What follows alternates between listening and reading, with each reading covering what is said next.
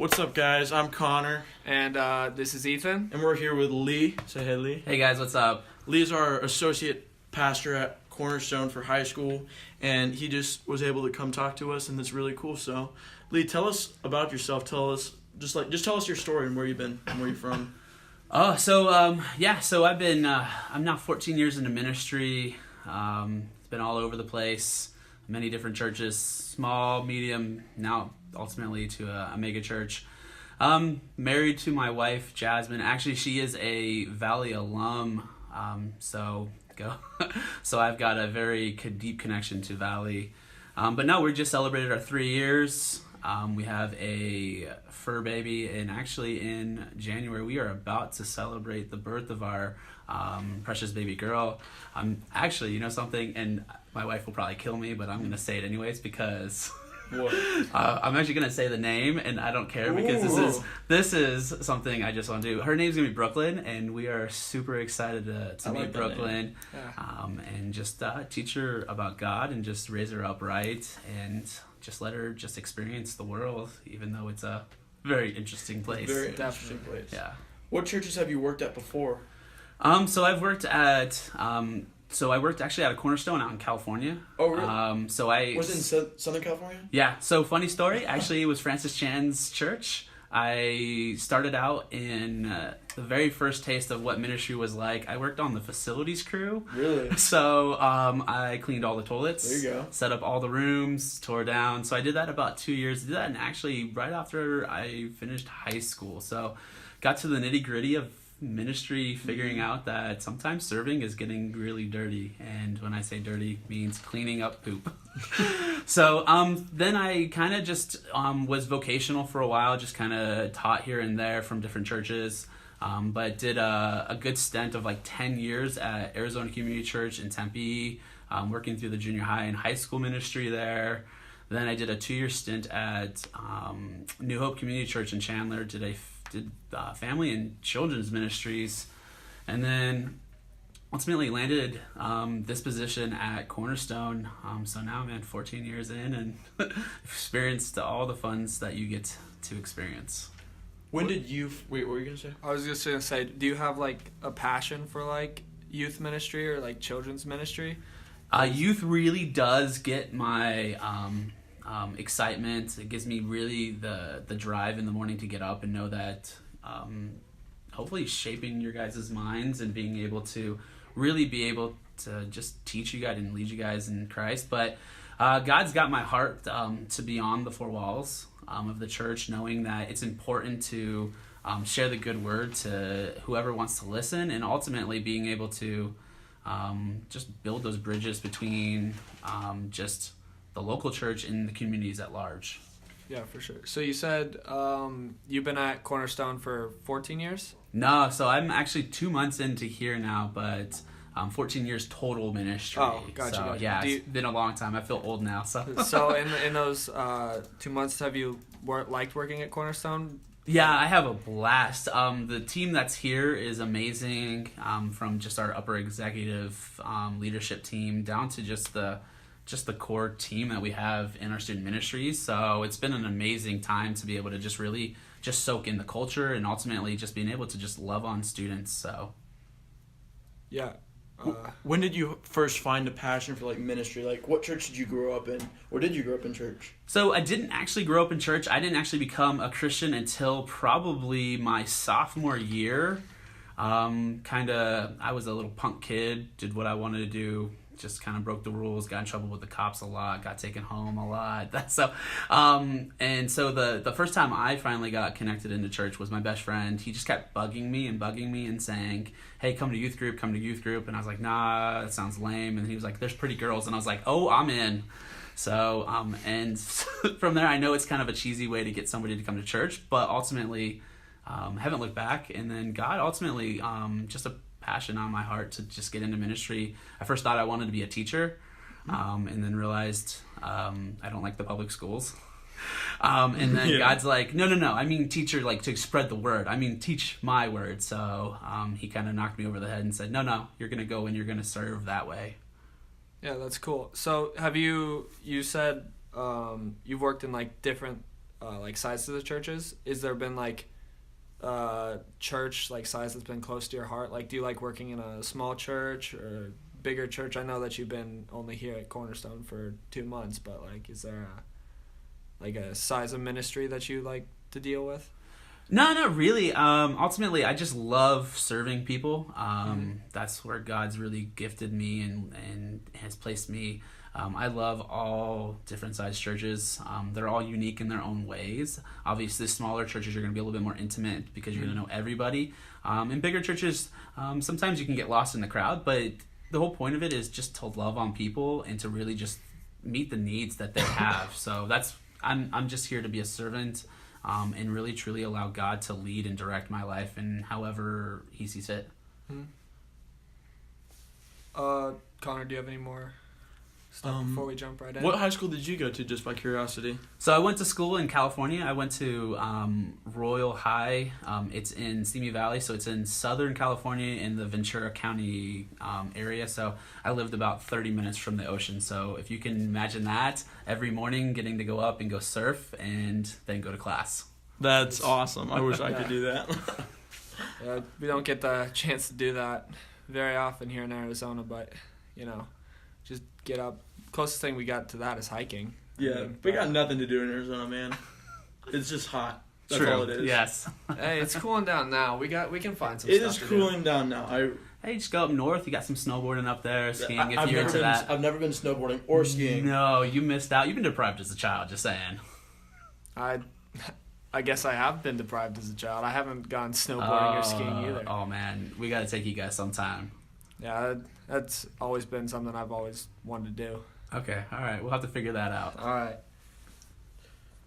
I cannot believe I texted James because Anthony was supposed to do this, and I first texted James, and now he responded "Are you here?" So I feel bad. It's all good. No worries. That's embarrassing on my part. All right, so there's two. I'm gonna give him a call. You guys keep talking though. I'll be right back. Sounds two, good. I'd say, main topics that we're going to talk about today in this. I mentioned one earlier, like the relevancy of the church, like the church being culturally relevant. And then also another big one that we've talked about was dating, like being in high school, like how dating should look. And we have different like case studies that we do and different things revolving around. But I first wanted to talk about like the relevancy of the church. One of the big topics we talked about was churches playing secular music. Yeah. To like try to, I wouldn't say like create like a more like comforting environment for new people to come in, but definitely like something to like help the new people coming in like adapt and like feel more comfortable or per se, something like that. Like, what's your thoughts on like churches playing secular music into like try to get people in? So what I think basically is this: as long as we're not distorting the gospel to fit the culture, we're allowing the gospel to transform the culture. I don't see an issue with it as long as it's like obviously appropriate. Like, we're not going to be blessing some Jay-Z or anything like that. Yeah, but, for sure. Probably making sure that if it's something, I don't have an issue with it. I think it's still God created music. He uses it for his glory. Even if for some reason the artist chooses not to do that, there's still something in there, aspect of God. Part of it, he still allows it to be something beautiful, even if someone chooses to go a different route. But ultimately, I think the church needs to be relevant in an aspect. We need to be making sure that we reach the culture that we live in, and obviously the culture is transforming at a rapid rate. Very easily, you can see that in just the trends that happened each and every day. I follow that. I look up the top 10 trending things on Twitter, and it's ridiculous how fast it changes within a few hours. But ultimately, I think the church in general, like, I think as long as you're keeping it Christ focused and you're making sure that the gospel is preached and it's sound, I don't see a personal reason why it can't be. But just obviously just make good decisions on what you choose to play. Yeah. So are we talking about music in the church? Yeah. Yeah. It's like it's confusing because like if we had a series at Cornerstone called Mixtape, and we literally for that like instead of like a countdown video walking in, we would play like secular songs. I remember we played like Full House, Living on a Prayer, Can't Stop Believing, stuff like that. So what do you think of stuff like that? I don't see a reason why. I've done series on just God in pop culture, just kind of seeing where God still utilizes those things to bring glory to Him and to transform lives very easily. That's an amazing idea to really say, hey, guess what? We're not going to say, no, we're sticklers. We're going to say, no, you can't listen to that. But allowing it to be something that we know that the culture is listening to or has listened to in the past.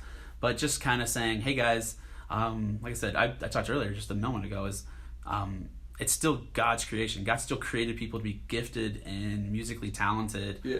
His presence is in everything, even if it doesn't sound like it. There's still an aspect of Him in there. We just have to dig for it, unfortunately. What about, because like going to Valley, there's like a bunch of different denominations and like different kinds of church represented throughout the school, and I think that's a really cool thing to have so much like different thoughts about church and what it is. One of the topics that I thought was really interesting that I didn't know a lot of people disagreed with was like a worship experience in church. What do you think is like an ideal setting and experience for worship within church? Oh wow.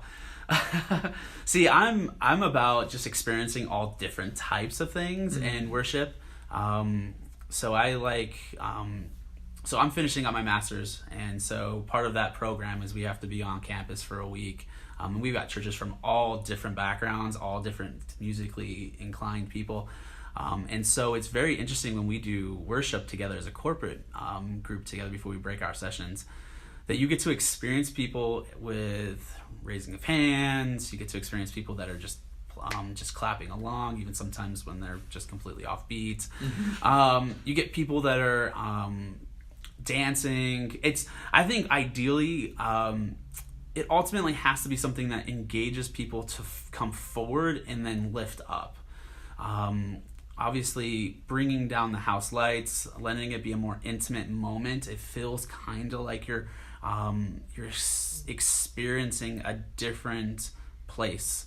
I ultimately think about like heaven, like when he talks about it's gonna be crazy. We got angels just singing holy, holy, holy. Yeah. Like, you get to experience that. Like when you feel the whole room is just engaged. Like it could be a light show, it could be fog machines. I don't really care what it is, but man, as long as the music is continuously pulling you forward to that moment of just lifting your eyes and hearts up to God, that's my ideal. Like I just want to be just feeling just enwrapped and engaged around that moment. So I remember in class, I was talking about Cornerstone because at Cornerstone we've got a pretty like up-to-date auditorium. I would say we've got quite a number of different lights that I really don't know how they work. I don't know how to do it, but it looks like people walk in and they say, is this a church or a rock concert? And they say it as a joke. What do you think of stuff like that? Because I remember in class we'd be having discussions, and I would have moments where people go, I cannot believe that your church would invest that much money into lights, into fog, into tracks, into stuff like that. What do you think when people say stuff like that? Oh man, I think it comes back to a heart issue.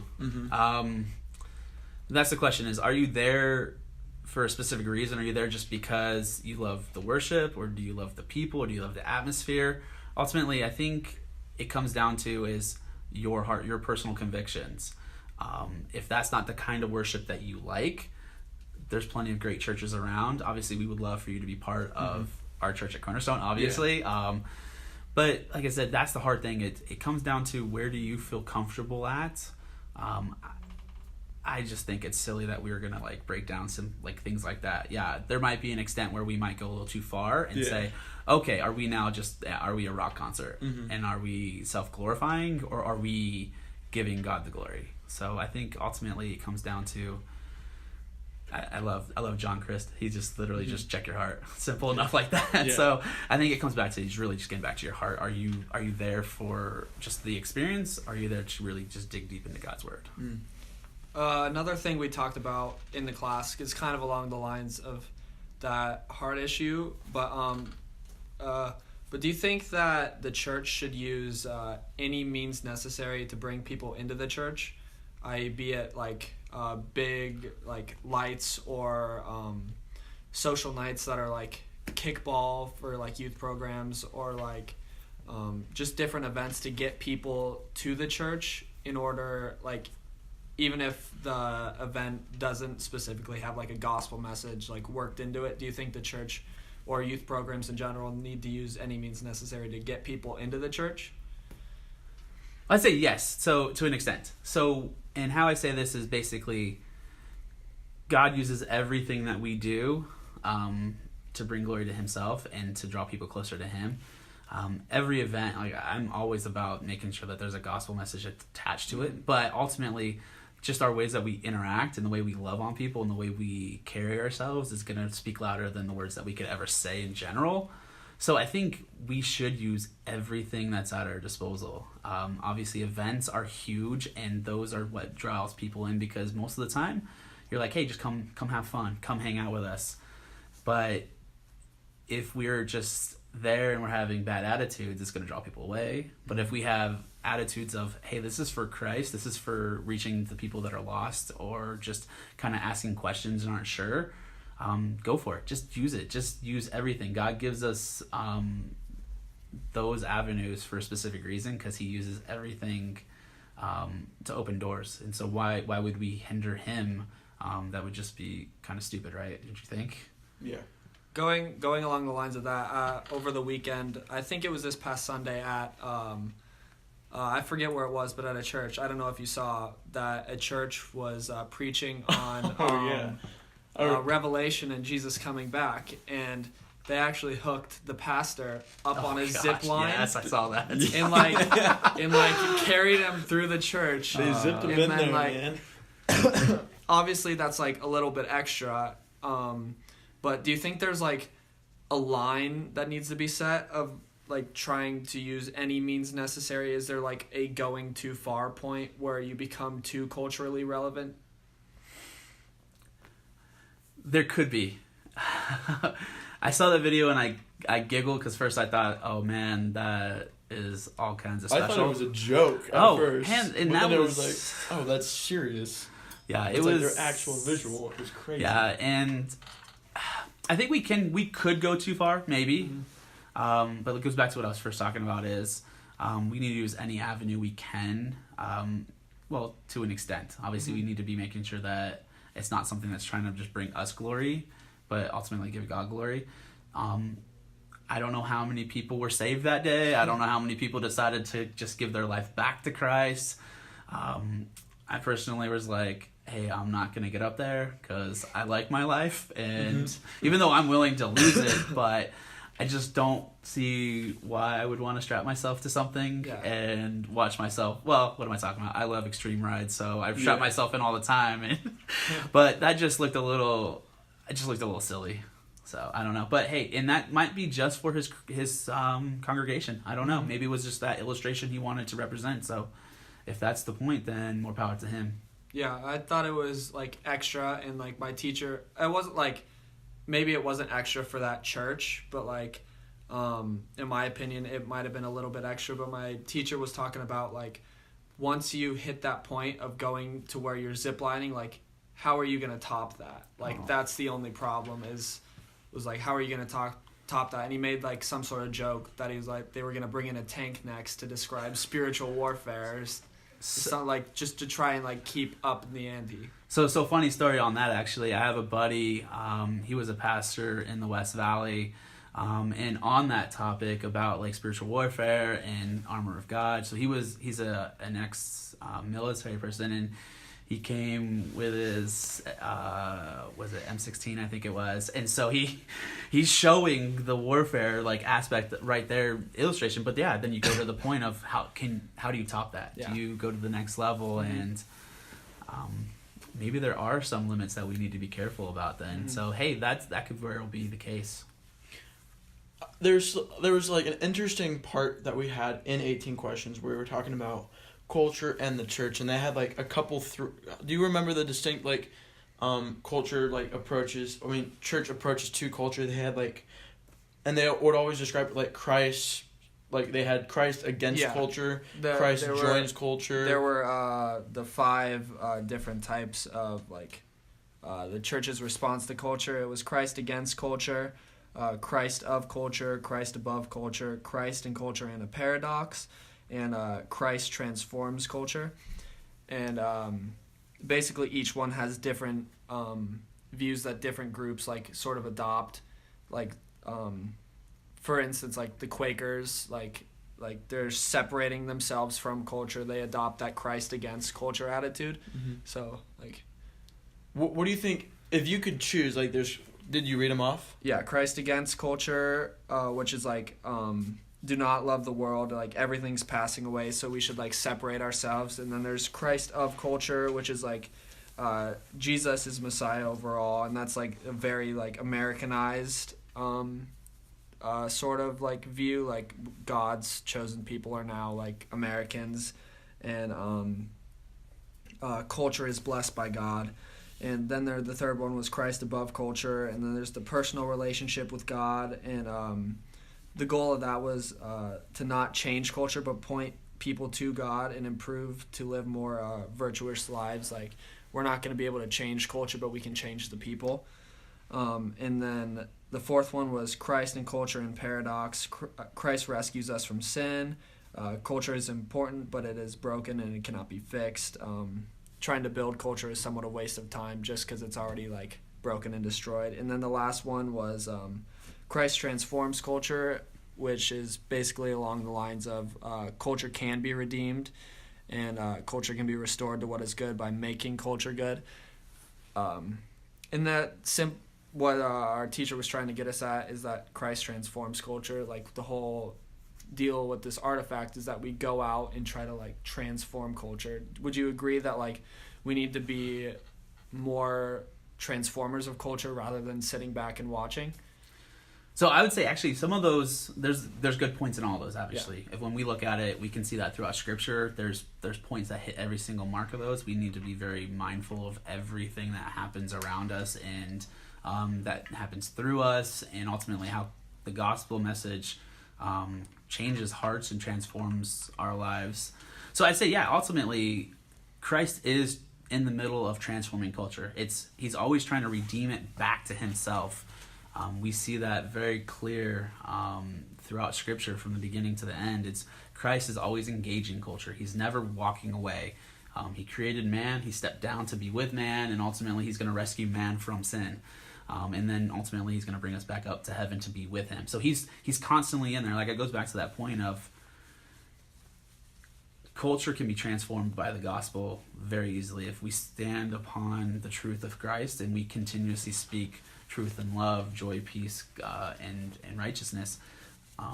Culture can be ultimately radically transformed, and there's good aspects of culture that we need to praise and say, all right, this is the values that we care about, and then ultimately saying, how can we strengthen that to transform the rest of culture to become more like Christ? One thing that I really notice, and then I guess I have a different view than a lot of people. When Ethan asked that question, what do you think should we do any means necessary to bring people out of that culture into like our church, into the church culture? I like have I don't really know how to describe it, but like my ideal church, like the best church I could think of is like a church that would be like, have you ever been to the Van Buren in downtown Phoenix? Yeah. It's like that. If I had unlimited money, I would buy that building and just do nothing except on a Sunday morning and a Sunday night, just have church there. Hey. I would, like, a lot of the shows that happen during the week they're secular shows. Some of those artists, they're not saying good things by any means, but I wouldn't, even if I had ownership of that church, I would not change anything. I would let it happen, because if people were there and they're, that was my dad just looking in. If people were there on like a Wednesday night and they're there to see, I don't know, a rap concert or a rock concert, and they're there just for the concert, they don't believe in Jesus, they don't they're against church. They don't want to be affiliated with church at all. My thought is like, what if they were there for the concert? They're leaving and they're given like a card, just like come back on a Sunday, and people were like, wait a second, I was just in a concert listening to that was not church music by any means, but now the same place that put on that concert is inviting me to church. Yeah, I think that is like the coolest way, because it's not only a lot of people say, well, that's Christ joining culture. That's him just bringing it into the church. I think it's not excluding it. It's like letting him in to be able to take people and change that culture and change people. What do you think of a situation like that? Oh man, that'd be epic. I think ultimately that's the goal. Is we want the world to not think that we just judge them and we push them away because of the wickedness and the sin that happens, but saying, hey, you know something, we love you unconditionally, just like Christ loves us unconditionally, and he wants to be engaged with you.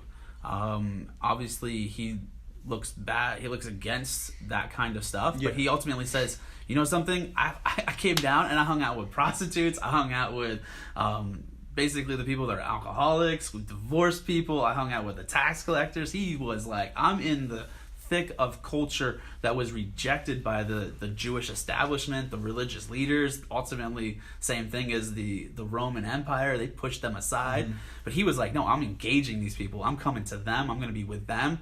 My church is here. I don't see broken people. I just see people that need me. So he ultimately, that's what it is, man. We have to get to the point of not just saying we do church here because this is a sacred place. Yes, it is a sacred place. But we open the doors to the people that are lost, broken, sick, deaf, to people that are so far from Christ, and we welcome them in. And we have to do that. And I think that's true, is if we could take a space and utilize it to the max and say, all right, yeah, there's going to be things here that people might not like, but ultimately saying, you know something? Christ is still honored by the way we love on those people in those moments. So, what about a statement like this? I've thought about this statement a lot, because there's a lot of reasons people go to church. Like, you first went to church because you thought you knew there were going to be cute girls there. Yeah. A lot of people, I've met people in our high school group at Cornerstone, how did you get to Cornerstone? They're like, Cornerstone went on a Disneyland trip, and I wanted to go. And then I came back on Sunday. I'm like, that is really cool. And it really got me thinking and processing. Does it matter why people go to church if it's their first time? If they just hear about church, does it matter how the church gets them there or why they're there? Well, I think ultimately we need to understand why. There's got to be an undertone of understanding their heart, the needs they have. That way we can better serve them. Yeah. But ultimately, I think God moves people to him in many different ways. So he's gonna, like I said, in my instance, my best friend got me to church because he just enticed me with girls. Obviously, probably not the best way to do it, probably not the greatest motives, but he used the motives in a negative way to get me to church to ultimately get me saved. So we look at that and say, is that bad? Yeah. Is that horrible? I say no. I say, yeah, the motive there wasn't a good motive, but God used it in a positive way. So I think same thing going back to that is, if we're going to really truly care about people, we shouldn't care how they get to church. Yeah. We want them in the doors. We want them hearing the gospel message. We want them to be saved. We ultimately want them to be rescued from hell. We want them rescued from the captivity and the control of sin.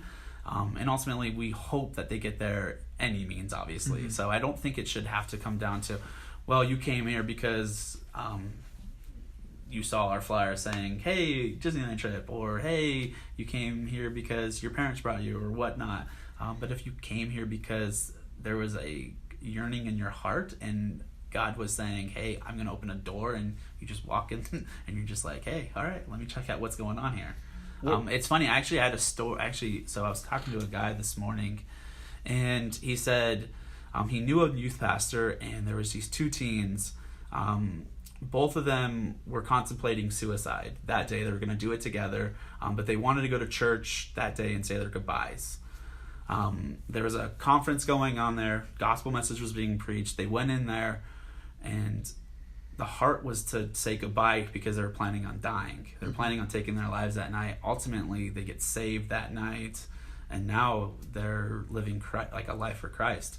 So God used a negative situation to get them in the door, continuously getting them in the door, and then now their lives are saved. There was a bad undertone of why they were going there is because they just wanted to say goodbye forever, and ultimately now they're alive. So that's crazy.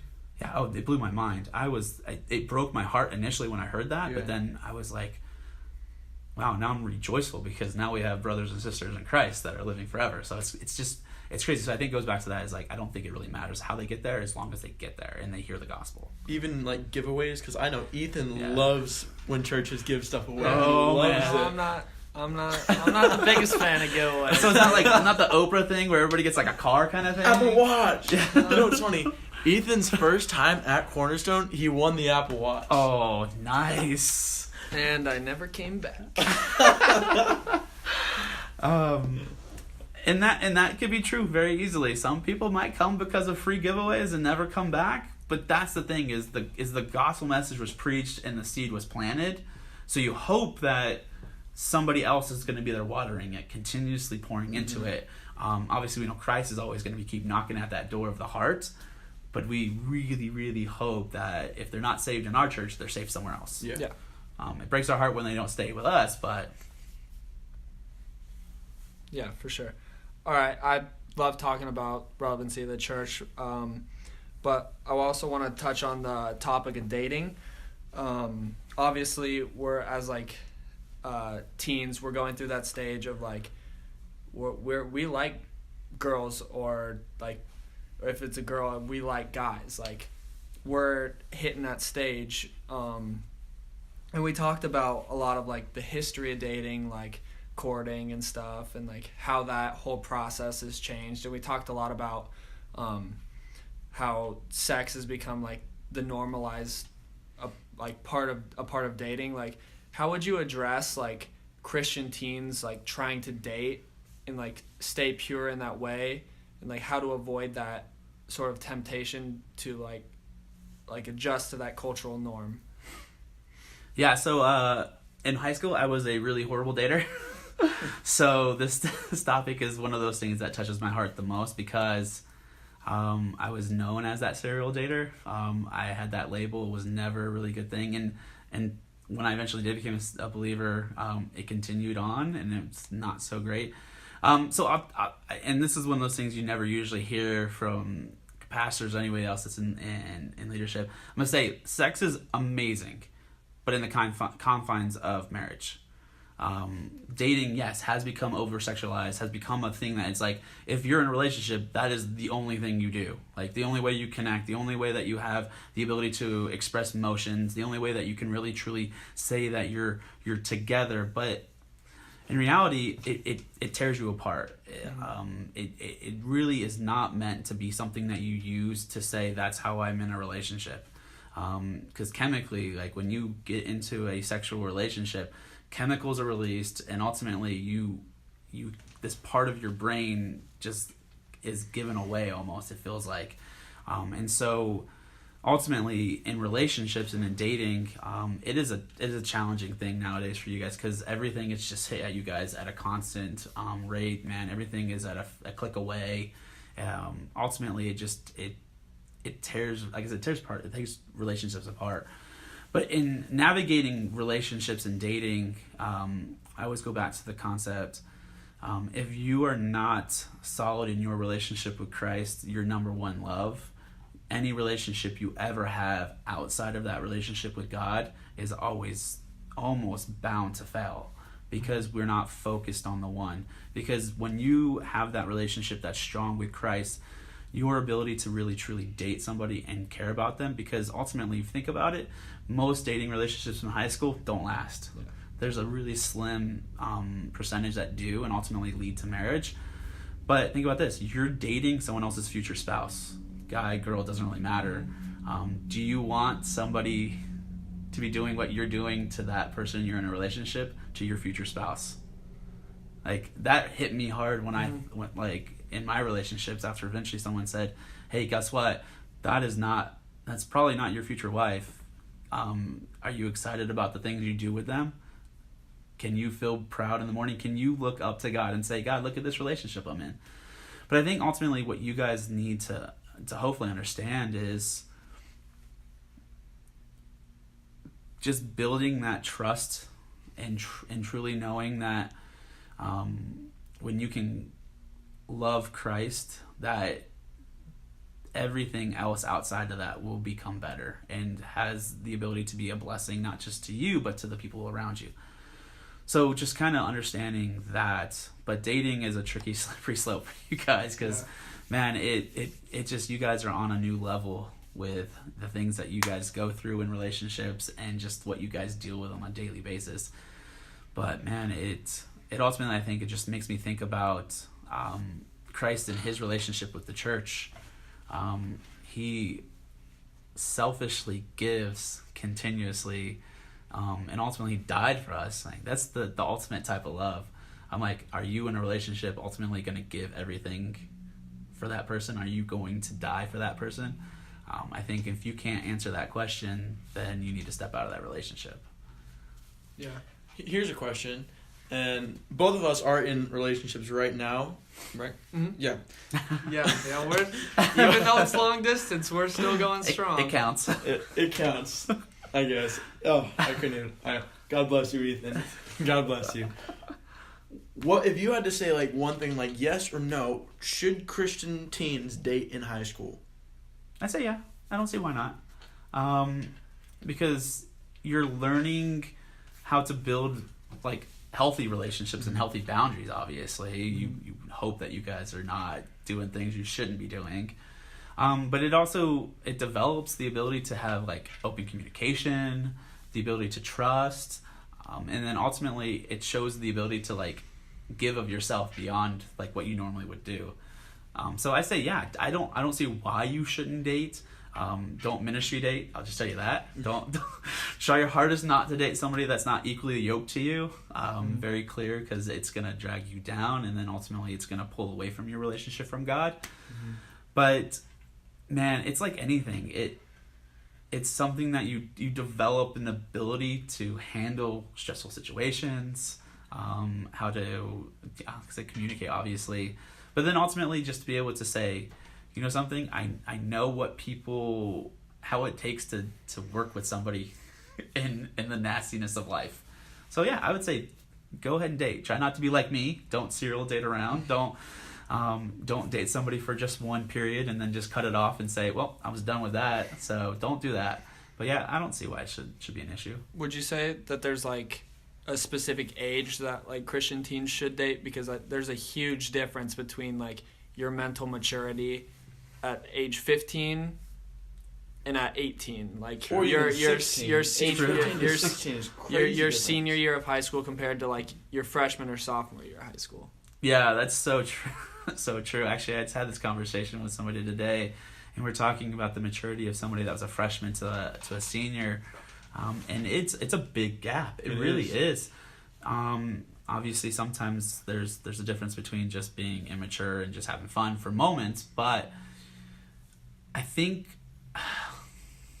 see, I'm about to be a dad, and I'm about to have a little girl, so mine's like not till she's like 42. But no, I think it comes back to each individual person. There are some really mature 15-year-olds, and I've seen them through ministry, and then there's obviously a good chunk of them that are definitely not even close to that and should probably never date anybody until after they've graduated college. But I think it comes down to that is, one, why are you doing it? What are you seeking through it? And ultimately, how is your relationship with God? Because if you can't hit all those marks, then the relationships aren't worth it. Just kind of hang out. Think about that. Paul never got married. Paul lived a long life of celibacy, and he just was like, well, I guess it wasn't for me. So maybe that's what some of these people need to hear. Ooh. Hey, that's a blessing from God, not for me, but maybe whoever's gonna hear this, maybe it's a blessing for them. That could be a whole nother topic. Just walk up to people. You're gonna be single the rest of your life. It's just what God has planned, and just see the reaction. Hey, you should do it. Just saying. Maybe I would challenge you guys to just do it randomly. That's what we're doing next semester. We're just gonna go around people at Valley. You're gonna be single the rest of your life. What do you think? You know, God ordained. God ordained singleness. I don't know how good people would take that, especially with the dating climate at Valley.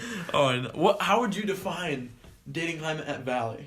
Oh, there's just a lot of, I'd say, definitely a lot of people who should not be dating. Mm-hmm. Like, there's definitely like an immaturity level, and I feel like there's, I wouldn't say like a need to be dating, but then like there's also like a want to date, like amongst a vast majority of the school. But otherwise, like there's not that many relationships that I know of in our class, but like there's definitely a like want to date when there like doesn't need to be. What do you think in just high school? How do you think, like, if you went to any given, like, youth, let's go youth group, any high school group, what would you say, like, Lee, help us, like, describe, what do you think the dating climate in, a normal youth group is? Do you think a lot of people are dating? Do you think a lot of people aren't dating? Do you think a lot of people are wanting to date or looking to date, or just, no, that's not for me? It does. It varies from ministry to ministry. I'd probably say for the ones that I've led and experienced, it's a mixed bag. This one, I think, this ministry here, I think there's a kind of a want to date. Mm-hmm. We have a good chunk that are dating, but I think there's a good want to date. But ministries in the past I've seen all over the map, but most of the time it's I need to date, hands down. It's like they can't live life without somebody in their life, and that is not healthy. Oh, and see, that's where you get into the problem where I was at, and ultimately it just becomes an unhealthy thing, and it's a hard thing to break. Yeah.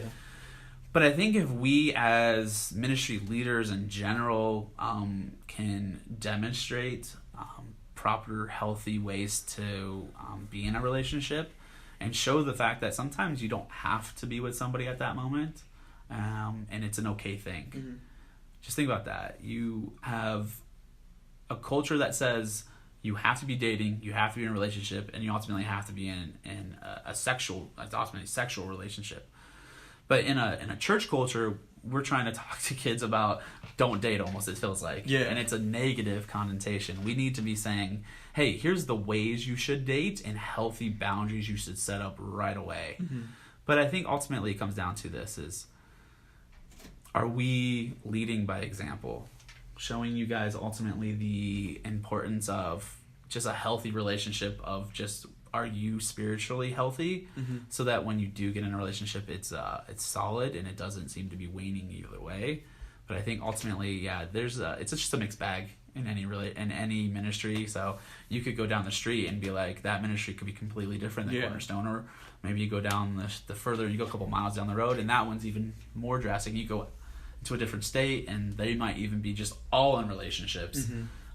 So I think it just depends on the culture of that ministry and just the maturity of that ministry. So, I really like what you said about how regarding like sex in the relationship, like how that's become like a norm. Like thinking about like, this is somebody's like future spouse that you're like doing these things with, and it reminded me of this analogy. I don't know if you're familiar with Steven Crowder. Yeah. Steven Crowder, he's does like podcasts. He's a conservative podcaster who does all these talks and change my mind segments and stuff. But I was watching one of Steven Crowder. One of these podcast segments, and he was talking about how he says, like, for instance, like talking about like sex before marriage. He was like take like two pieces of tape, like two pieces of sticky tape, like you stick them together and you rip them apart. Like sticking them together represents sex with a person,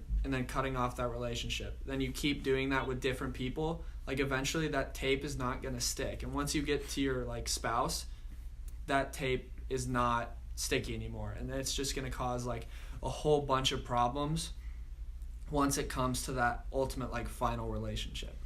Yeah, and so that actually hits home to me because right after I graduated high school, I got into a relationship that I thought was a healthy one. I thought the girl was a Christian. She claimed to be a Christian. And I obviously wasn't a mature enough person at that time. I thought I was doing good. I had moved away from my buddies that kept me solid, and ultimately it became an unhealthy relationship, and it just started slowly deteriorating into eventually we had sex, and it was a painful moment after that. Like, and people say, oh, it was great, da da da, but man, I instantly felt guilt. I felt horrible at that, and then like just because you think about that, I'm just breaking relationship after relationship after relationship. It's that mentality. I never did anything like that in high school. It was just I just was really bad at dating and just thought I was better than everybody else, which is not a combination you really want.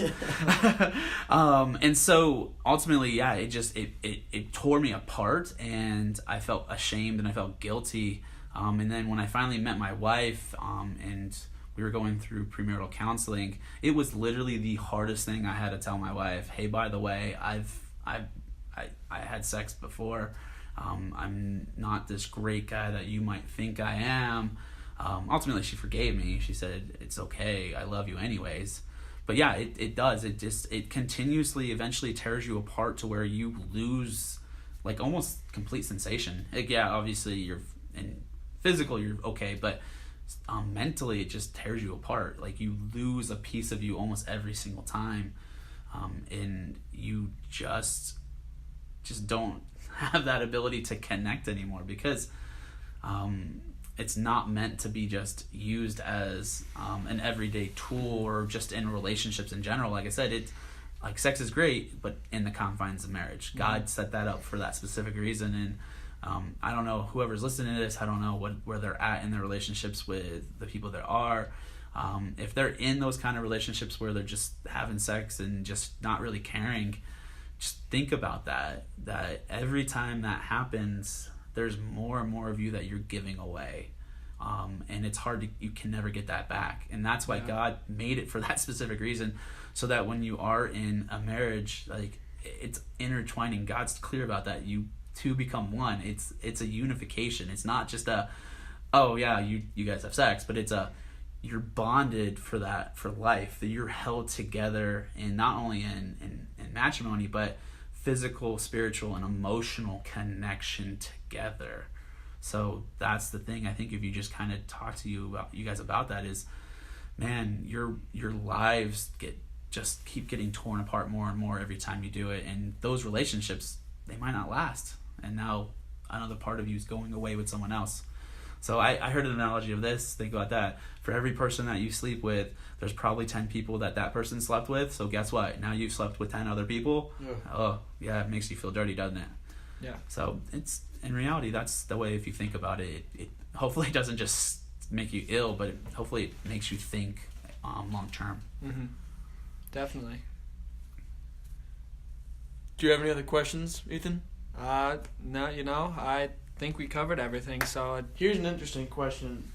We talked about it today. I just want to this is what we talked about today. So I was like, why not just make this the thing that whatever we talk about that day? Because we talked about this a couple months ago, actually, and we just wrote down some stuff so we can talk about it in our podcast. But today we talked about, should we fear Islam and the religion of Islam?